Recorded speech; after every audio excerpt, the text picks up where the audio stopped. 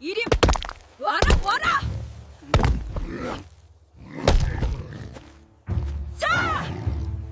돌이 날아가 멧돼지 머리를 스칩니다. 두 사람은 가까스로 바위 뒤로 몸을 숨깁니다. 멧돼지는 잠시 노려보다 숲속으로 사라집니다. 숨을 몰아쉬던 사내가 말합니다. 목숨을 구해 주었소. 여자는 몰랐습니다. 자신이 구한 사내가 누구였는지. 본격적인 사연 시작 전 구독과 좋아요 부탁드립니다. 지금 어디서 듣고 계신지 댓글로 남겨주세요. 여러분께 버려진 곳에서 가장 귀한 것을 발견하시는 기적이 찾아오시길 바랍니다. 20살의 과부가 된다는 것이 어떤 일인지 겪어보지 않은 사람은 알 수 없습니다.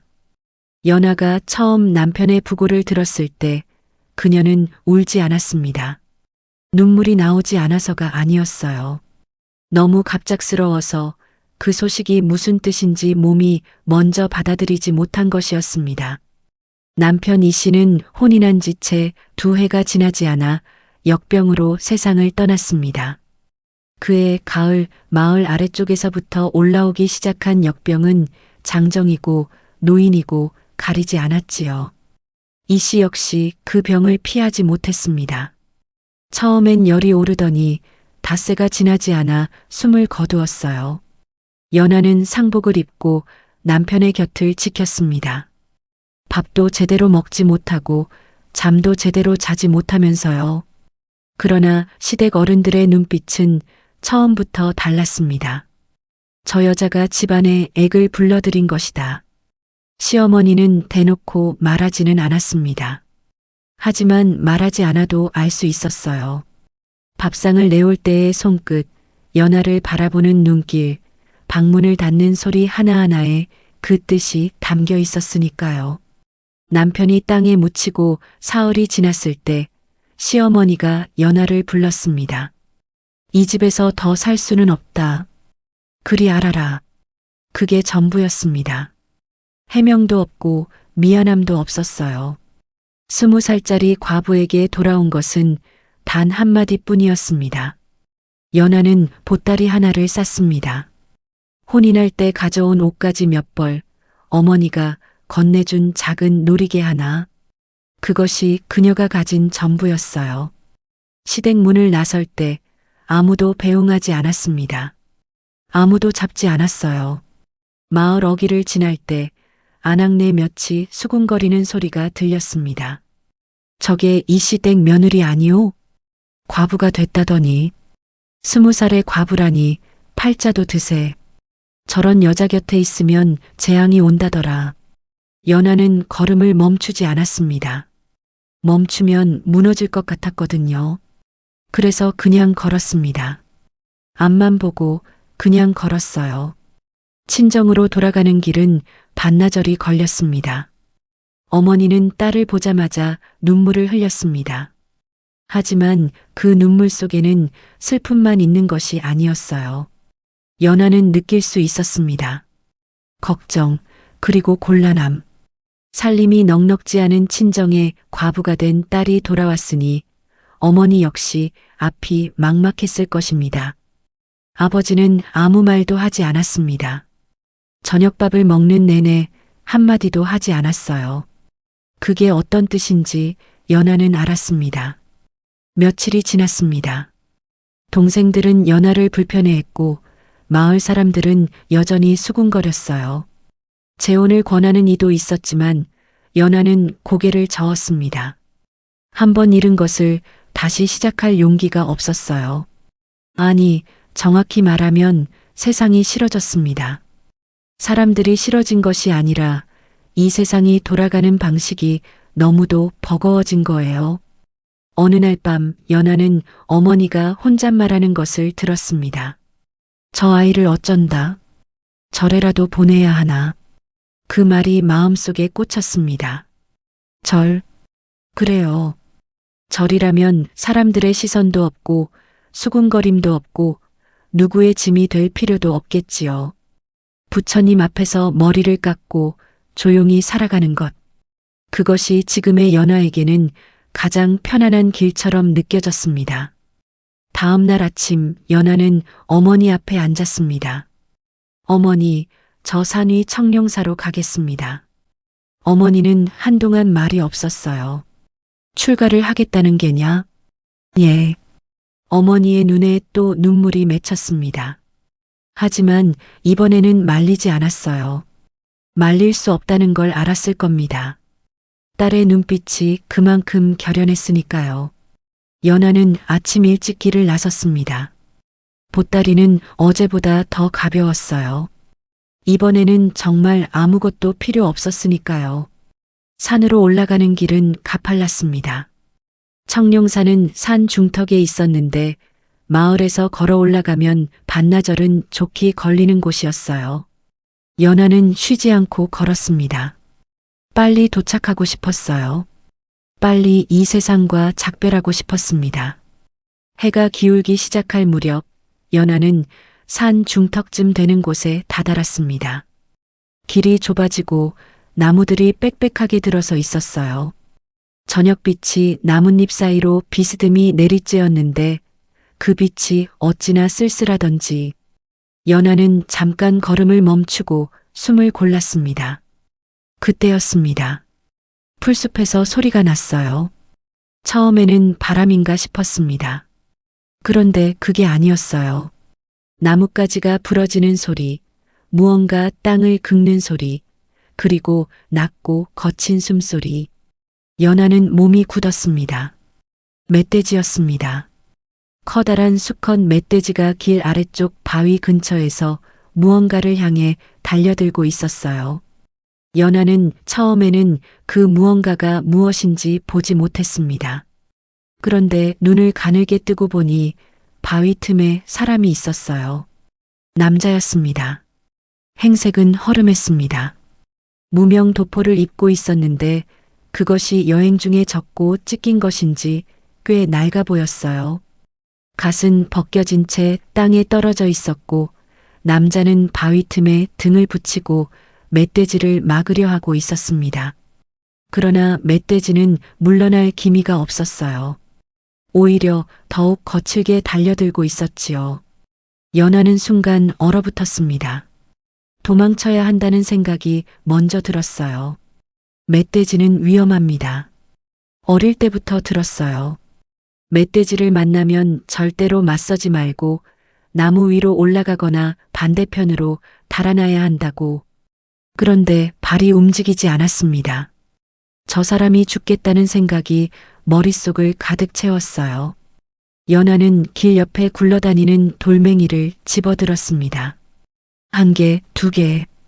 손이 떨렸어요. 그러나 연하는 이를 악물었습니다. 멧돼지를 향해 돌을 던졌습니다. 첫 번째 돌은 멧돼지의 옆구리를 맞췄어요. 멧돼지가 잠깐 고개를 돌렸습니다. 연하는 두 번째 돌을 던졌어요. 이번엔 주둥이 가까이에 맞췄습니다.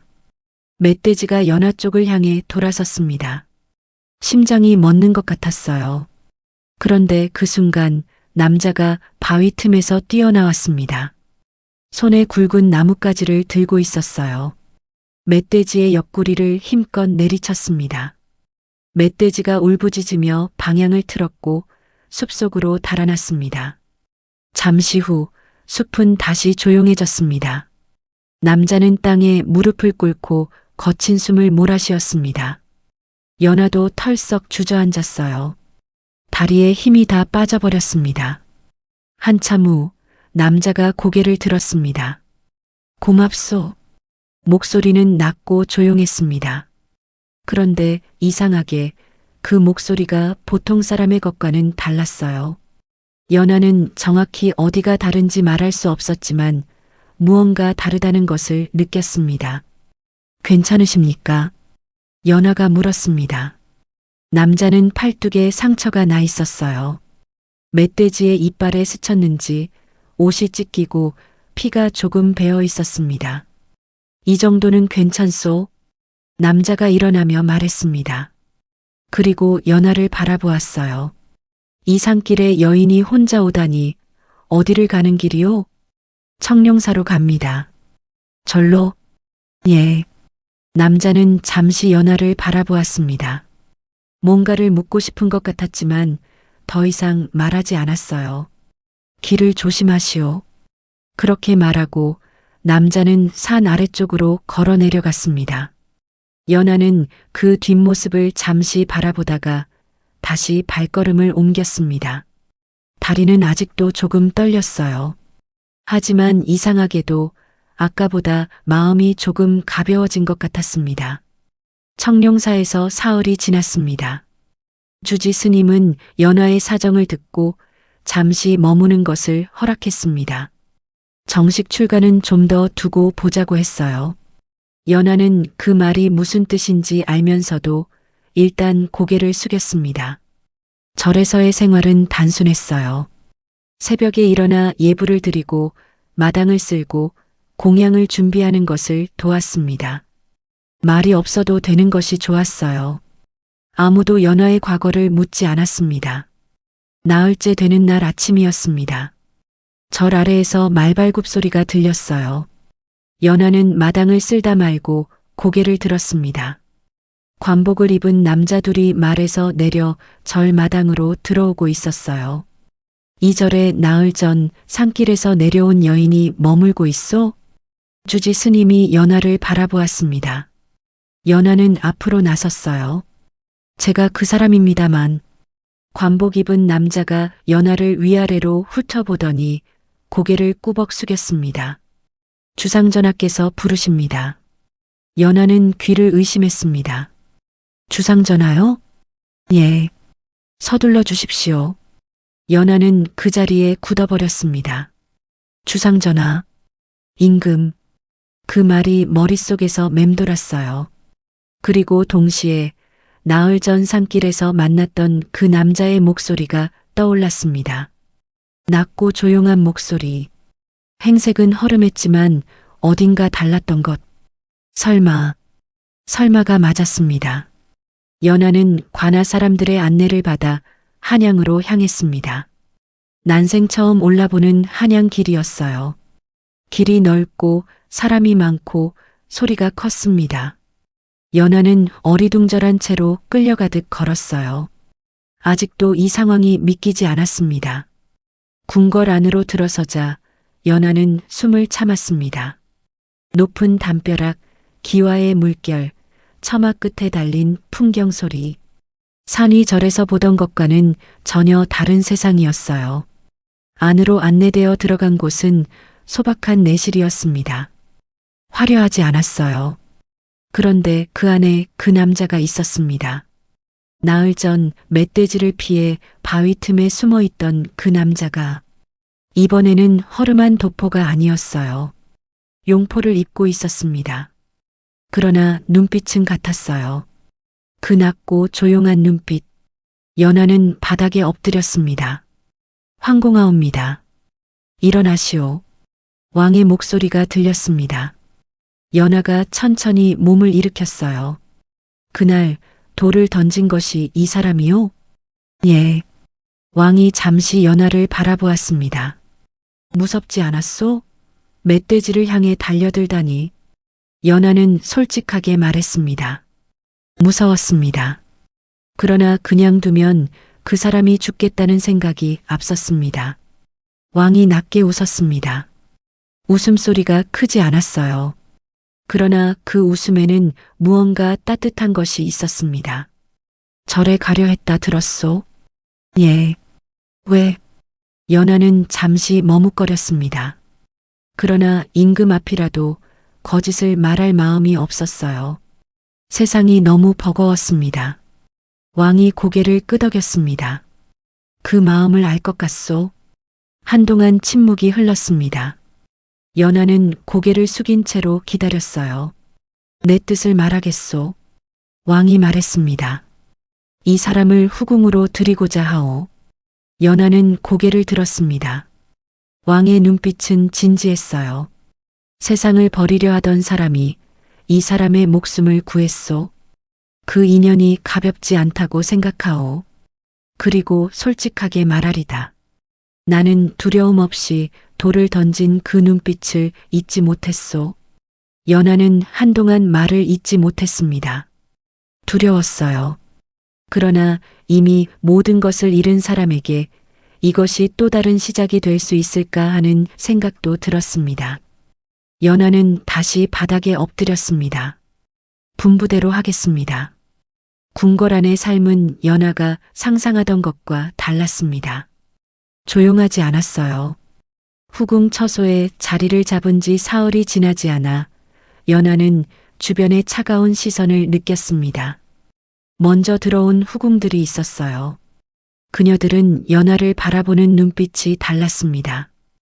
호기심이 아니라 경계였어요. 가장 먼저 말을 건 것은 귀인 박 씨였습니다. 말은 정중했지만 그 안에 가시가 있었어요. 전하께서 어찌 그런 분을 들이셨는지 다들 궁금해한다오. 과부 출신이라면서요? 연하는 고개를 숙이며 말했습니다. 예, 그렇습니다. 절에 가려 했다던데. 참 이상한 인연이구려. 비웃음이 섞인 말이었습니다. 그러나 연하는 화를 내지 않았어요. 이 정도의 말은 시댁에서도 마을에서도 들어봤으니까요. 인연이란 원래 이상한 것인가 봅니다. 연하가 조용히 말하자 귀인 박 씨는 잠시 말문이 막힌 듯 입을 다물었습니다. 신하들 사이에서도 반발이 있었습니다. 과부 출신을 후궁으로 들인다는 것은 전례가 없다는 상소가 올라왔어요. 덕망 있는 가문의 처자를 간택해야 한다는 주장이 빗발쳤습니다. 그러나 왕은 흔들리지 않았어요. 내가 죽을 뻔한 것을 구해주니다. 그 마음씨와 담력을 내가 직접 보았다. 더 이상 논하지 말라. 그렇게 잘라 말했습니다. 연하는 그 소식을 나중에야 들었어요. 왕이 그렇게 말했다는 것을, 아무것도 없는 과부에게 그 말을 해준 사람이 이 세상에 왕 하나뿐이라는 것이 이상하게도 가슴에 걸렸습니다. 연하는 조용히 지냈습니다. 나서지 않았고 다투지 않았어요. 맡겨진 일을 했고 예를 갖췄습니다. 그것이 연하가 할 수 있는 전부였어요. 그리고 그게 결국 아무것도 아닌 것이 아니었습니다. 왕이 쓰러진 것은 초여름이었습니다. 갑작스러운 일이었어요. 이른 새벽 조회를 마치고 돌아온 왕이 처소에서 쓰러졌다는 소식이 퍼졌습니다. 의원들이 달려왔고 대신들이 몰려들었어요. 병이 깊었습니다. 열이 내리지 않았고 며칠이 지나도 왕은 깨어나지 못했어요. 그 사이 궁궐 안은 술렁거렸습니다. 왕에게 아직 세자가 없었어요.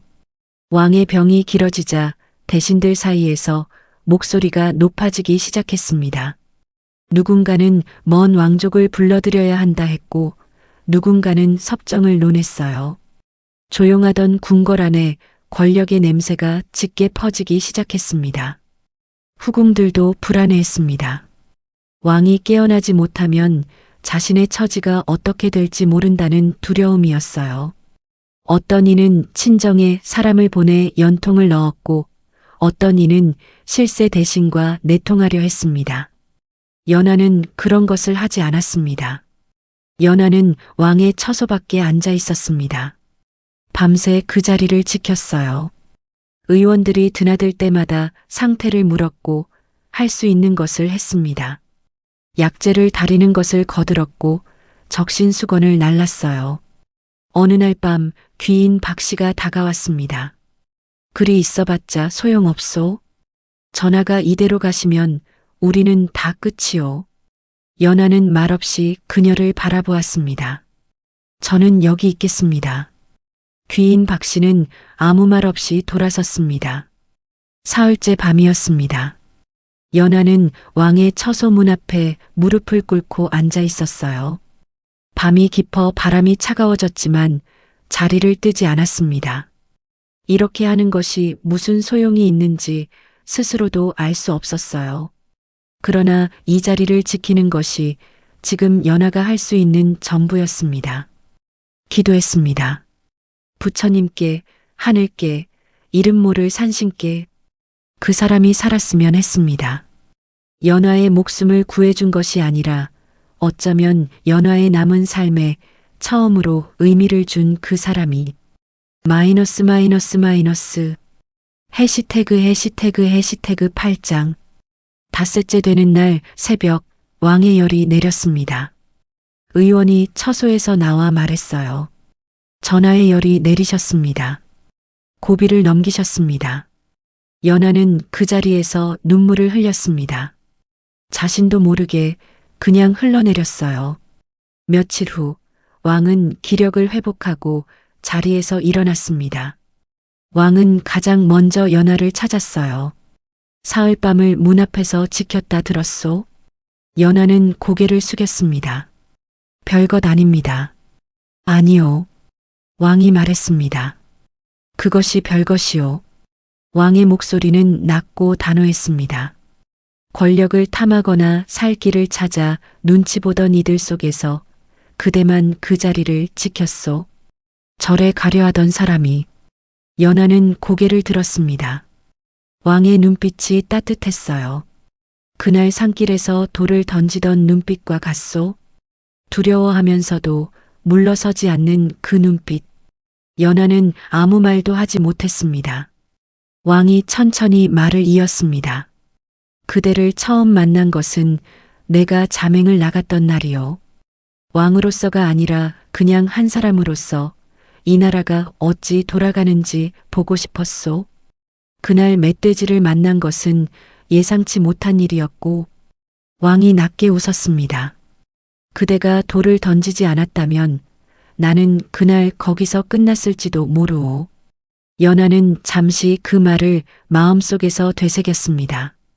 산길, 저물어가는 햇빛, 바위 뒤에서 들리던 거친 숨소리, 두 손에 쥔 돌멩이의 차가운 감촉. 그때 연하는 절을 향해 가고 있었습니다. 세상을 등지려 했어요. 그러나 그 길에서 생의 방향이 완전히 달라졌습니다. 전하, 연하가 처음으로 먼저 말을 꺼냈습니다. 저는 그날 산길에서 돌을 던진 것이 이 모든 일로 이어질 줄은 몰랐습니다. 몰랐겠지요. 그러나 지금 생각하면 그때가 제 삶이 다시 시작된 날인 것 같습니다. 왕이 고개를 끄덕였습니다. 나도 그렇게 생각하오. 궁궐의 봄이 깊어지고 있었습니다. 마당에 매화는 지고 이제 작약이 피기 시작했어요. 귀인 박 씨는 연하에게 더 이상 가시 섞인 말을 하지 않았습니다. 대신들의 상소도 잦아들었어요. 연하는 여전히 조용했고 여전히 나서지 않았습니다. 그러나 이제는 다들 알았어요. 이 조용한 여자가 어떤 사람인지를, 왕이 가장 힘든 날 그 문 앞을 지킨 사람이 누구인지를. 연하는 가끔 청룡사 쪽 하늘을 바라봤습니다. 절이 있는 산 위쪽으로는 맑은 날이면 능선이 보였어요. 그 능선을 바라보면서 연하는 생각했습니다. 만약 그날 산길에서 걸음을 멈추지 않았다면, 돌을 집어들지 않았다면, 그냥 못 본 척하고 지나쳤다면, 그랬다면 지금 연하는 저 산 위 절에서 머리를 깎고 새벽 예불을 올리고 있었겠지요. 그것이 나쁜 삶은 아닐 것입니다. 그러나 이 삶도 나쁜 삶이 아니었어요. 아니, 이 삶은 연하가 스스로 선택한 삶이었습니다. 두려웠지만 물러서지 않은 그 순간부터 연하 자신이 만들어온 삶이었으니까요. 사람의 길이란 본래 처음 마음먹은 곳에서 끝나지 않는 법입니다. 연하는 절로 가려 했습니다. 그러나 운명은 그녀를 다른 곳으로 이끌었어요. 그리고 그 운명은 하늘이 먼저 정해둔 것이 아니었습니다. 저물어가던 산길에서 두 손에 돌을 쥐던 그 순간 연하 스스로가 선택한 것이었습니다. 연하의 운명은 절에서 시작된 것이 아니라 산길에서 시작되었습니다.